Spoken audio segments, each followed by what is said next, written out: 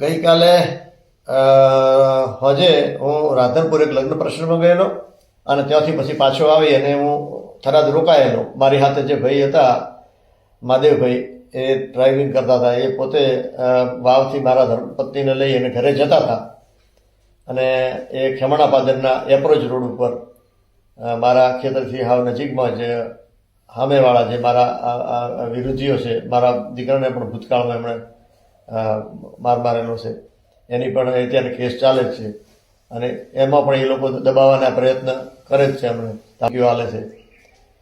અને એ ગાડી સામેથી બોલેરો આવી અને બોલેરોએ સીધી આ ગાડીને મારી સ્કોર્પિયો ગાડીને ટક્કર મારી દીધી. ગાડી મારી સાઈડમાં ઉતરી ગઈ અને એમાંથી માણસો ઉતર્યા. બીજા માણસો પણ ગાડીઓ એમની પડી જ હતી. બધા દોડીને આવ્યા. ઘણા બધા લગભગ 20-25 માણસો હતા, એવા વાત છે. એ બધા પાઇપો લઈને ગાડી ઉપર પડી ગયા.